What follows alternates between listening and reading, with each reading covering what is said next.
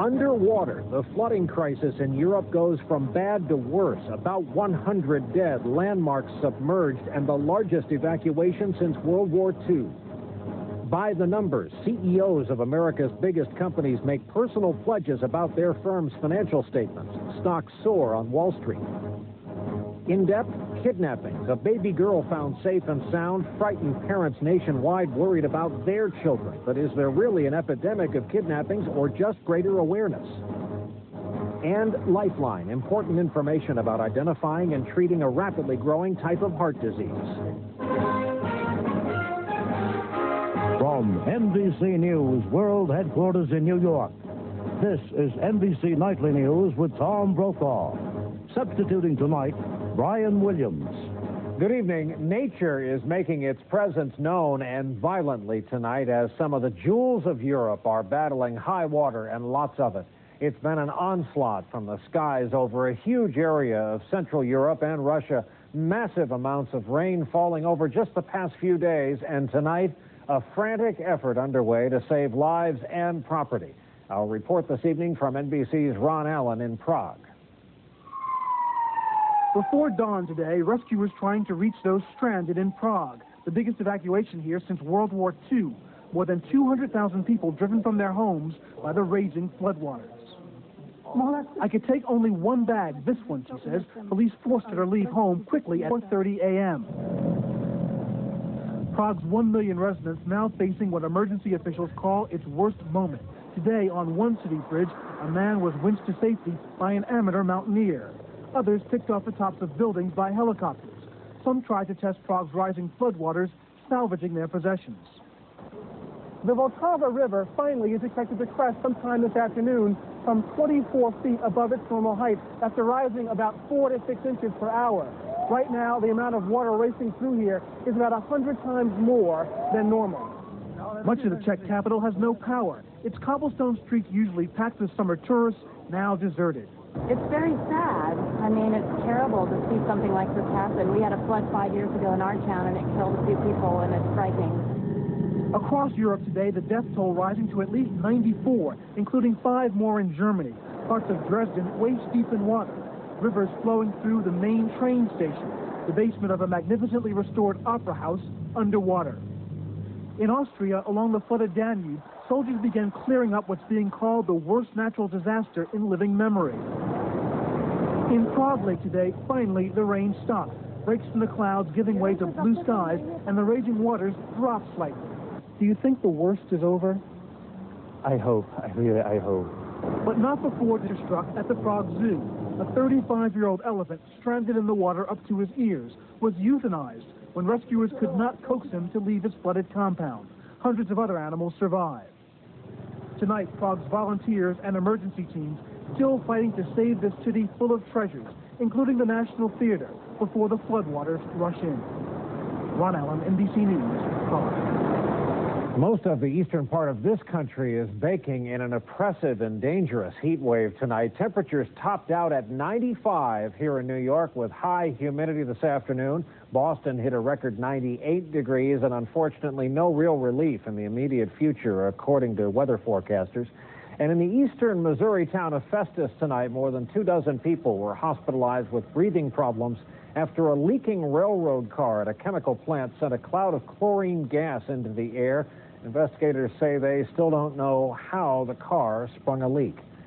Now to the latest on the investigation into just who mailed anthrax around the country last fall. Federal investigators now say someone did put anthrax in a mailbox in Princeton, New Jersey. Now they are asking people who live and work in that area whether they recognize a man who swears he had nothing to do with these anthrax crimes. More on all of it tonight from NBC News Justice correspondent Pete Williams. Investigators now say there's little doubt that traces of anthrax were found in a mail drop box in Princeton across the street from the university campus. More thorough tests will now determine if it's the same strain used in the anthrax mailed to a Florida publisher, NBC News and the New York Post, and the U.S. Senate. State health officials say there's a possibility the box could have been cross-contaminated by mail containers that came in contact with the anthrax letters somewhere else. But investigators say they think the letters themselves may have been mailed from that Princeton box. Their tests examined areas in the upper part of the box, above where containers like this that could have been contaminated are placed inside to catch the mail. In Princeton, federal agents asked people who worked near the mail drop if they saw anything suspicious around the time the letters were mailed last year. And they're showing pictures of just one person, former government researcher Stephen Hatfield. I'm sure I did see it, that face. Then they asked me, is it possible that you saw it on TV? I said, yeah, that's possible. Yes, he looked familiar, but only because I had seen his picture on the news. Hatfield last weekend spoke out publicly to say he had nothing to do with the anthrax attacks, and his lawyer today says Hatfield denies having been to Princeton. Federal agents are also checking records of speeding and parking tickets from last year, but Princeton authorities say there's no record that Hatfield got any. One other factor about Princeton interests federal investigators. Just 10 miles to the north is the community of Franklin Park, New Jersey, the last line in the phony return address from the anthrax letter sent to the Senate, suggesting whoever mailed the letters was familiar with that area. Pete Williams, NBC News, Washington. He was one of the first casualties of the Gulf War. Pilot Scott Spiker shot down early on, presumed dead until now. His status has been changed from killed in action to missing in action and now possibly prisoner of war. That would be a first in U.S. military history, but some are asking the Pentagon why and why now. A report tonight from NBC News Pentagon correspondent Jim Miklashevsky. When Navy pilot Scott Spiker was shot down in the opening battle of the Gulf War, he was quickly declared killed in action.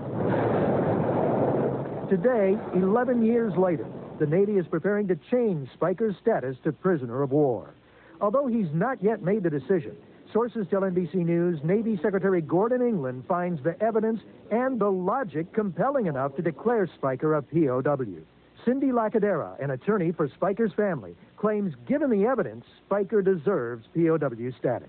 Iraq clearly can account for his whereabouts, and it was more probable, highly probable, that he ejected and was alive. And so why wouldn't he be a POW? Based on evidence found 6 years ago in the Iraqi desert, the Navy already changed Spiker's status from killed to missing in action. The wreckage of Spiker's FA-18, examined 5 years after the Gulf War, indicated he had ejected safely. A U.S. intelligence report compiled last year and obtained by NBC News declares that Spiker was either captured alive or his remains recovered and brought to Baghdad. But some military officials insist there is no new evidence to indicate that even if Spiker was captured, he's still alive today. In state claim, the Navy is under intense political pressure to change Spiker's status. Pressure from hardliners like Deputy Defense Secretary Paul Wolfowitz and some members of Congress using Spiker to further justify a U.S. attack on Saddam Hussein.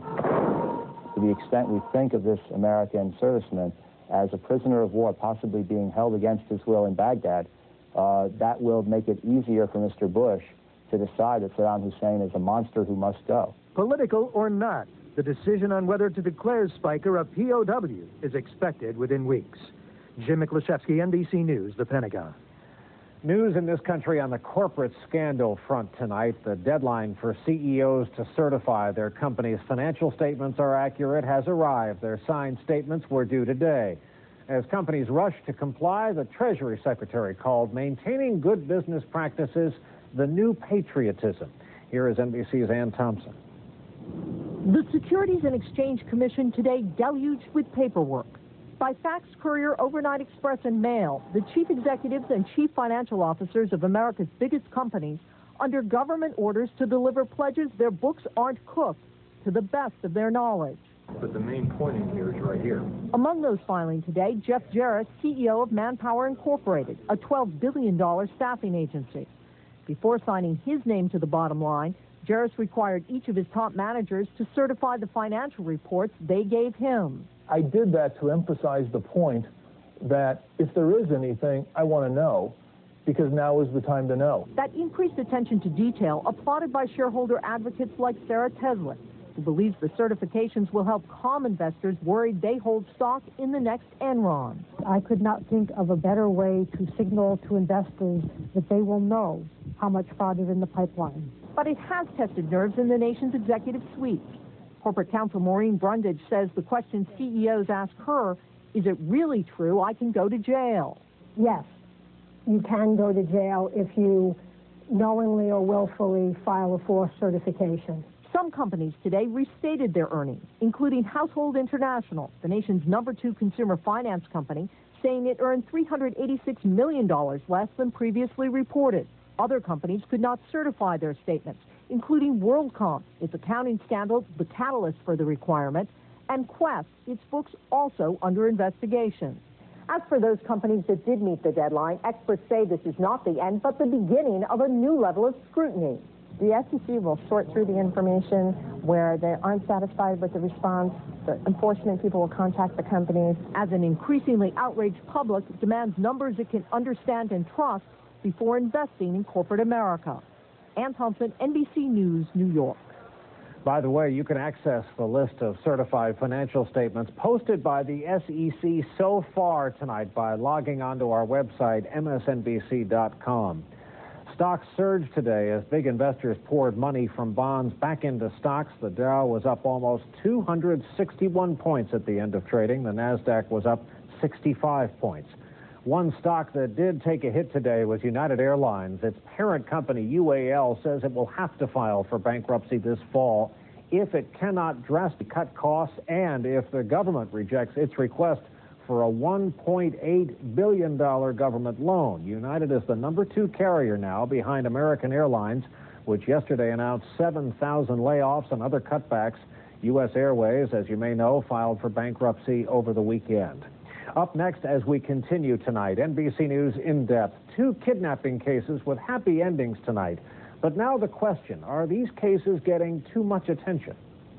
I don't want to minimize the horror of this crime, but it's not an epidemic, and it's not something where parents should be locking their kids in their bedrooms and their cars to protect them. With word of a happy ending for a California family, a reality check this evening on child abductions. The threats, both real and exaggerated, in depth tonight. And later, our Lifeline report, a common health problem, but many know so little about it. How to protect yourself from heart failure.